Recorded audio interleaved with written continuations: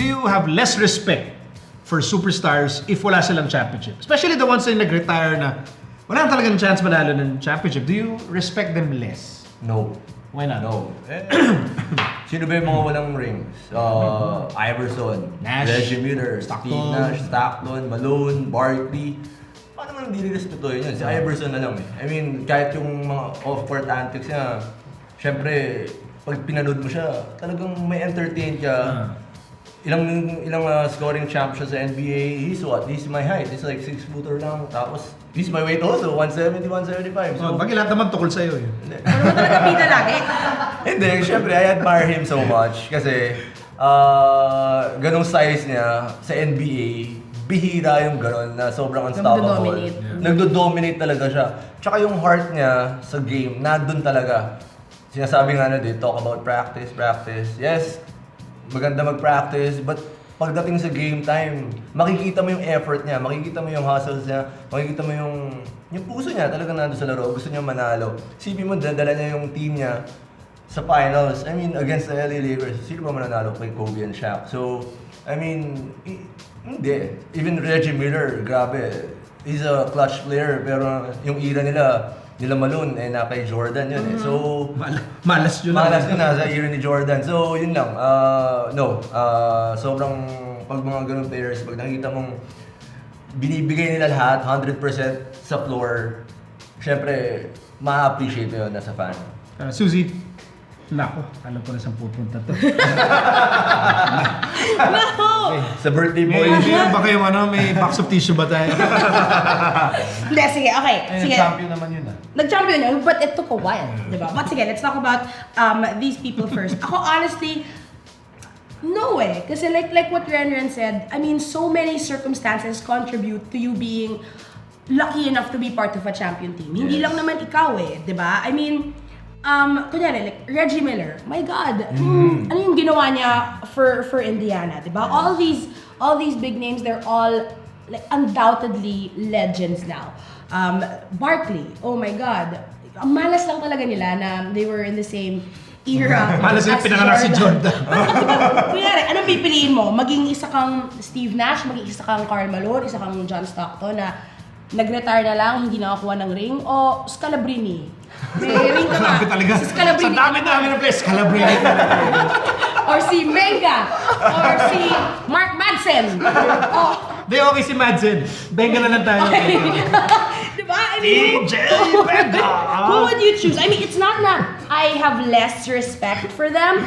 I feel very, very bad for them because in my heart, I know na someone who works as hard as these guys, they deserve that euphoria of having won a championship. Nalulungkot lang ako for them. Pero, do I respect them less? Absolutely not. But I think it's different for like, kung kunyari, a college player who was parang never won, or not even just a championship, or is part of like a team na hindi masyadong nananalo. It's different for a college player kasi meron ka pang next stage eh, na parang, baka hindi marunong manalo yan, huwag natin kunin yan. Pero ito sila, they have nothing to prove anymore. Yeah. But I don't feel bad. I do not feel bad for legends who have no rings because their career speaks for itself. Most of them are in the Hall of Fame anyway. Yes. And no one can ever say na failure sila because they have the stats.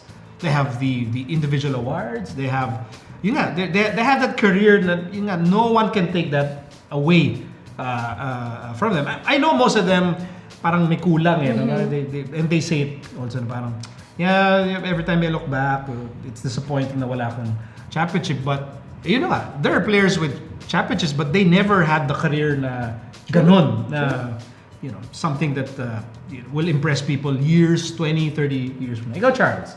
I think I agree with all of you guys. Of course, I'm a bit biased because I'm a very, very big Charles Barkley fan talaga. He's one of my favorite players. Were you named after Charles Barkley? Oh, no! Di naman. I'm a bit older naman. Pero, I mean, he's really good. I think arguably among the top 5 power forwards of all time. And medyo, syempre, as you said nga, it's always something that they talk about. These players, they obviously really want to win a championship. Yeah, That's for sure. why they compete. Yeah, but for I sure. think for us, I mean, it's really so hard to win a championship. I mean, there's so, like you said, there's so many factors. And for me, there are only really a handful of players na no matter what team you put them in, they're gonna be a championship type of team. You're talking about Jordan, LeBron, Kobe. Shaq. I won't even put Kobe because Really? he's had, What? Look he's at had him. really bad years. I mean, when you Shaq, you put him in Miami Heat, all of a True. sudden they're in the finals. Robert Horry. Swerte.